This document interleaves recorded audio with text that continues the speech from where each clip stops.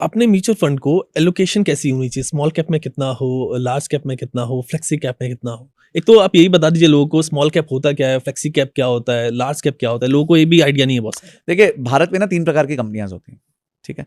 सबसे पहले होती है लार्ज कैप। लार्ज कैप मतलब भारत देश की 100 सबसे बड़ी कंपनी, वो लार्ज कैप मानी जाती है। उनको आप मार्केट कैपिटलाइजेशन के हिसाब से डिसेंडिंग ऑर्डर में डाल दो, तो जैसे रिलायंस हो गई, एचडीएफसी बैंक हो गया, ICICI, state bank of India, TCS, Infosys, ITC, Unilever, ये सारी लार्ज कैप कंपनीज है। फिर आती है mid cap companies. Mid cap companies होती हैं जो लार्ज कैप के बाद की 150 कंपनियां हैं। तो 101 रैंक से लेकर 250वां रैंक जिस कंपनी का है वो मिड कैप कहलाती है, जो मिडिल कैपिटलाइजेशन कंपनीज होगी। और तीसरा, उसके बाद जितनी भी नीचे कंपनीज बचती हैं उसको स्मॉल कैप कहा जाता है, यानी कि छोटी कैपिटलाइजेशन की कंपनीज। अब देखिए, भारत में अगर आपको पैसा बनाना है तो अब रिलायंस में अगर आप पैसा डालते हैं तो वो 10 साल में 10 गुना होना बहुत मुश्किल है, एग्जैक्टली, क्योंकि बहुत बड़ी कंपनी है। पर अगर एक कोई छोटी कंपनी है जो भी पैदा हुई है और जिसमें रिटर्न्स मतलब आ रहे हैं, अभी बिजनेस बन रहा है, तो वो डेफिनेटली आपको अच्छा पैसा दे सकते हैं, पर रिस्क ज्यादा हो सकता है, वो खत्म ही हो जाए बीच में।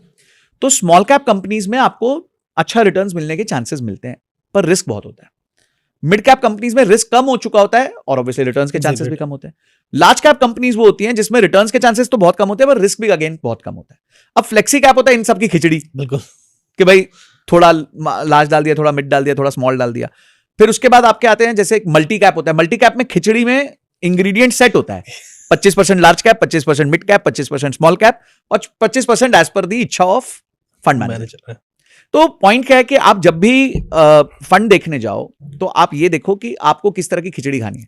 आपको दाल अलग चावल अलग खाने हैं, या खिचड़ी खानी है, या तीखी खिचड़ी खानी है, या थोड़ी क्या कहते हैं ब्लैंड खिचड़ी। आपके स्वाद अनुसार आपको खिचड़ी खानी है, बस एज सिंपल एज। फाइन। और वो स्वाद कैसे डिसाइड कर? स्वाद डिसाइड होता है गोल, टाइम, रिस्क, 3 चीजें। अगेन उन्हीं चीजों से जो आप पहले बात कर रहे थे। गोल आपका कितना क्या है, कितने समय के लिए है, और कितना रिस्क आप ले सकते हो, बस इसी से डिसाइड होता है। अगर आपको मेरा गोल 20 साल का है संजय भाई, पर मैं ना ज्यादा वेरिएशन नहीं देख सकता, तो मैं आपका स्मॉल कैप में फिर भी पैसा नहीं डलवा सकता।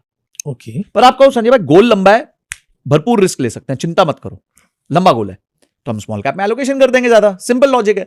तो मैं तो आपके स्वभाव के हिसाब से जा सकूंगा ना भाई। अगर मैं तो कोई भी कंसल्टेंट या कोई भी आपका एडवाइजर जो होता है वो आपके हिसाब से तो बनाएगा ना।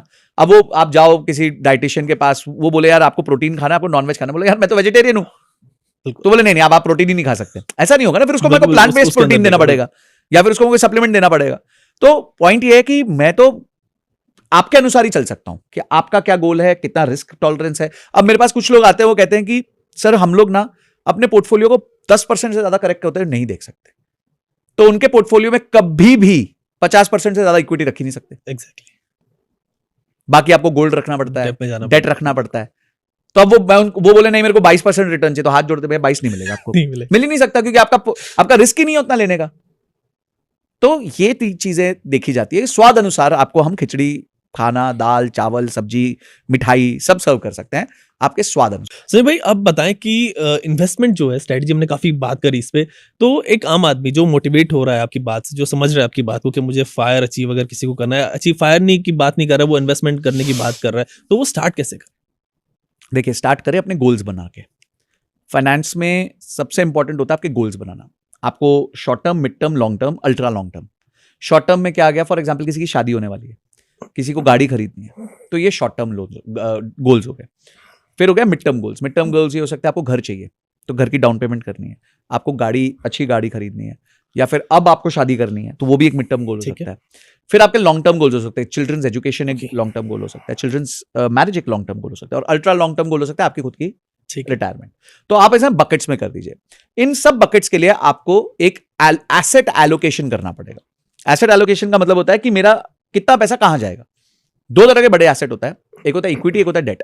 उसके अलावा होता है गोल्ड, मेजरली, मतलब ये मेजर एसेट क्लासेस है। तो इक्विटी और डेट में जितना आप रिस्क ज्यादा ले सकते हो उतना इक्विटी ज्यादा लोगे। अब रिस्क ज्यादा कैसे ले सकोगे, जब आपका ड्यूरेशन लंबा होगा। तो आपका जो अल्ट्रा लॉन्ग टर्म गोल है उसमें आप ज्यादा इक्विटी रखो, 90%, 95% इक्विटी रख लो, कोई प्रॉब्लम नहीं है। पर आपके जो शॉर्ट टर्म गोल्स हैं उसमें आप ज्यादा डेट रखो। डेट मतलब हो गया फिक्स डिपॉजिट्स, ट्रेजरी, आपके जो गवर्नमेंट बॉन्ड्स हो गए, डायनामिक बॉन्ड्स हो गए, अच्छे कंपनी के कॉर्पोरेट बॉन्ड्स हो गए, इनमें आप ज्यादा पैसा डालो। तो अगर आपका 3 साल का गोल है, मैं कहूंगा कि 70-80% आप डेट में डालो, 20-30% आप जो है इक्विटी में डालो। जैसे जैसे आपका ड्यूरेशन बढ़ता रहे वैसे वैसे इक्विटी को बढ़ाओ, डेट को कम करते जाओ। लोग उल्टा करते हैं, लोग कहते हैं कि मेरे को गाड़ी 3 साल बाद खरीदनी है, तो मैं काम करता हूँ आज स्मॉल कैप में पैसा Exactly, डाल देता हूँ small क्योंकि cap. 3 साल में ये डबल बिल्कुल. कर देगा मेरे को। वो 3 साल में आधा हो जाएगा कभी कभी, क्योंकि मार्केट्स का भरोसा नहीं है। अब मार्केट्स खराब स्टेट में आ चुकी हैं, तो past performance has nothing to do with future performance. बिल्कुल. बट हाँ, हमें पता है कि लॉन्ग टर्म में मार्केट एक ठीक ठाक रिटर्न दे देती है। तो ये तरीके से आपको एसेट एलोकेशन करना है based on your goal, timeline और उसका कितना अमाउंट आपको चाहिए। लेकिन सर ये स्ट्रेस हो जाता है बहुत ज्यादा ना लोगों के लिए। ये कहेंगे यार अगर मैं इन्वेस्ट करूं यार, पहले मुझे सेट करना पड़ेगा कि मुझे गाड़ी लेनी है, उसके लिए अलग इन्वेस्टमेंट होगा, बिल्कुल। बच्चे की पढ़ाई के लिए अलग इन्वेस्टमेंट करूंगा, और शादी के लिए अलग करूंगा, और इस चीज के लिए अलग करूंगा। तो इसके अंदर ना फंस जाते हैं लोग कि यार मतलब छोड़ो, हम कुछ नहीं कर रहे और लेट्स जैसे चलना है वैसे चलते हैं। तो फिर वही मिलेगा जैसे हम जो मिलना है। अगर जैसे चलोगे वैसे चलना है तो वही मिलेगा जो मिलना है। यार इतना टाइम लोग नहीं देंगे, 2 घंटे का काम है। It's a matter of 2 hours. बिल्कुल. Just sit with your family, make your goals, put a number, think about it, watch few videos, talk to a financial planner and that's it. लोग दिन में 1-1 घंटा जिम जाते हैं ना। बिल्कुल. मैं तो 2 घंटा टोटल मांग रहा हूँ कि 2 घंटा टोटल बैठ जाओ, राइट क्वेश्चनिंग करो, इससे होगा क्या, अचीव होगा क्या, गारंटी है, कितना रिस्क है, क्या है। अच्छा, कुछ लोग का रिस्क टॉलरेंस बहुत कम होता है, तो आप इक्विटी में आओ मत, क्यों आ रहे हो भाई? अगर आप में इतना रिस्क नहीं है कि आप अपने पोर्टफोलियो को 20% नीचे बिल्कुल. जाते हुए देख सकते हो, तो प्लीज इक्विटी में मत आओ। क्योंकि हमने तो 40-40% नीचे जाते हुए देखा है पोर्टफोलियो को, फिर वापस आते हुए भी देख लिया है। अब मैं आपको यस भाई बताता हूं, मैंने एक म्यूचुअल फंड चालू किया था 30,000 रुपए महीने का, ठीक है. अक्टूबर 2016 में। फरवरी 2020 आते आते उसका रिटर्न 0% था। 3.5 साल 0% रिटर्न था। इसका मतलब क्या है? इतने में तो लोग भाग जाते हैं। एग्जैक्टली.